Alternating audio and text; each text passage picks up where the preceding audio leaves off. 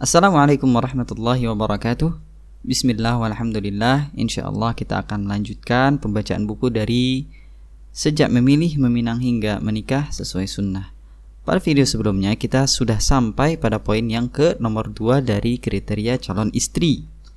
Jadi kita akan lanjut pada video ini insyaallah ta'ala pada poin yang ketiga. Langsung saja, poin yang ketiga dari kriteria calon istri adalah al-wadud, yaitu penyayang, dan al-walud, maksudnya dari keturunan yang banyak anak. Rasulullah sallallahu alaihi wasallam bersabda, "Tazawwaju al-wadud al-walud, fa inni mukathirun bikum."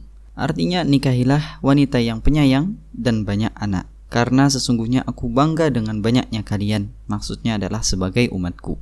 Jadi di sini Rasulullah sallallahu alaihi wasallam menyarankan kepada kita atau merekomendasikan kita untuk memilih calon pasangan yang mempunyai dua sifat, yaitu dia mempunyai sifat al-wadud, yaitu penyayang, dan al-walud, yaitu dia mempunyai banyak anak atau dia dari keturunan banyak anak, yang banyak anak, ya subur lah istilahnya. Poin selanjutnya, poin yang keempat dari kriteria calon istri adalah mengutamakan wanita yang masih gadis, terutama bagi pemuda yang masih lajang. Seorang gadis biasanya akan memberikan kecintaannya secara penuh kepada laki-laki yang pertama kali dikenalinya. Dia tidak membanding-bandingkannya dengan laki-laki lain yang pernah hadir di dalam kehidupannya. Ini Allahu a'lam benar atau tidak, tapi bukunya memang tertulis seperti itu. Terus di sini dilanjutkan dengan hadis ya. Diriwayatkan bahwa Jabir radhiyallahu anhu mendatangi Nabi sallallahu alaihi wasallam dan beliau bersabda, "Tazawwajta? Apakah kamu sudah menikah wahai Jabir?" Jabir menjawab, "Ya, na'am." Terus Rasulullah sallallahu alaihi wasallam pun bertanya kepada Jabir, "Bikran am sayyiban?" Dengan pertanyaan, dengan perawan atau janda, kata Nabi sallallahu alaihi wasallam kepada si Jabir. Maka Jabir radhiyallahu anhu menjawab, "Janda ya Rasulullah." Rasulullah sallallahu alaihi wasallam pun bersabda, "Afala jariyatan tula'ibuha wa tula'ibuka?" Mengapa kamu tidak menikahi gadis di mana engkau bisa bermain dengannya dan dia bisa bermain denganmu? Jadi di sini ada anjuran dari Rasulullah SAW untuk menikahi yang gadis ya, yang gadis. Dan kalau kalian membaca ya atau pernah ikut kajian sirah nabawiyah, kalian akan tahu insyaallah kenapa sahabat Jabir radhiyallahu anhu ini menikahi janda. Saya kurang ingat sih sebenarnya. Jadi intinya pada perang, kalau tidak salah perang Uhud ya, bapaknya Jabir ini mati syahid dan wasiatnya adalah si Jabir ini diwasiatkan oleh ayahnya untuk menjaga saudari-saudarinya. Terus Jabir disuruh ayahnya untuk menjaga saudara-saudaranya ini. Nah, maka dari itu untuk menjalankan wasiat bapaknya tersebut, si Jabir ini menikah dengan janda. Kenapa jadi janda? Karena janda lebih berpengalaman daripada lajang atau masih gadis dalam pengurusan adik-adiknya ini, saudara-saudaranya ini. Jadi ada maslahat yang didapatkan tatkala Jabir menikahi yang janda. Terus dilanjutkan dengan hadis lagi di sini. Rasulullah sallallahu alaihi wasallam bersabda, "Alaikum bil abkar, fa innahunna a'dhabu afwahan wa antaqu arhaman wa arda bil yasir."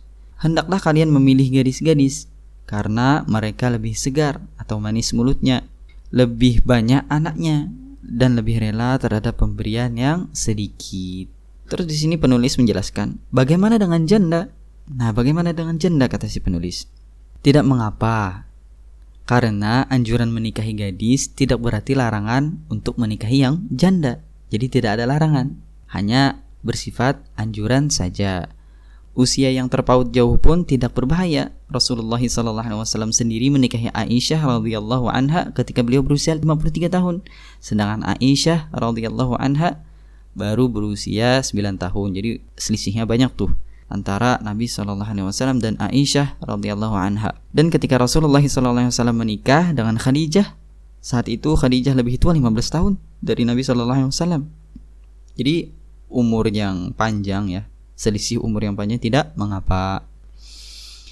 Langsung saja kita ke poin yang kelima dari kriteria calon istri, yaitu mendahulukan orang yang jauh. Maksudnya jauh dari kekerabatan dalam perkawinan. Islam mengharamkan nikah dengan mahram. Ternyata hal ini mengandung hikmah yang sangat besar.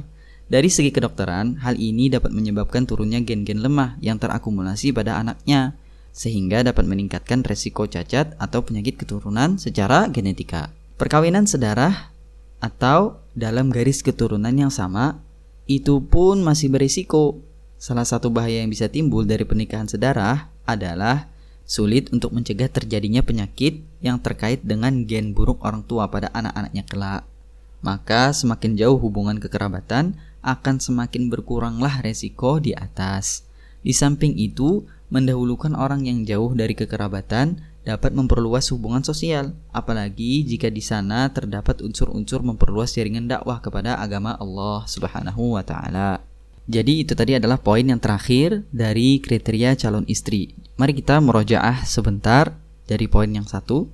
Kriteria calon istri yang pertama adalah memiliki agama dan akhlaknya yang baik. Yang kedua, dia salehah. Yang ketiga, dia mempunyai dua sifat, yaitu al-wadud, penyayang, dan al-walud, dia dari keturunan yang banyak anak. Yang keempat, mengutamakan wanita yang masih gadis, terutama bagi pemuda yang masih lajang.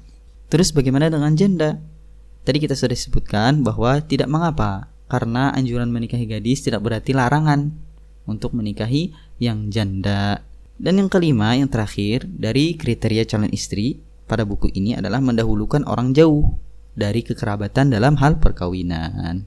Maka semakin jauh kita menikah atau berhubungan ya, maka semakin kecil juga resiko yang didapatkan dari penyakit-penyakit yang akan ditimbulkan.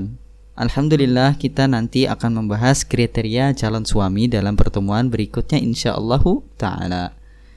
Kita tutup video ini dengan mengucapkan doa kafaratul majlis. Subhanakallahumma wa bihamdik, asyhadu an la ilaha illa ant, astaghfiruka wa atubu ilaik.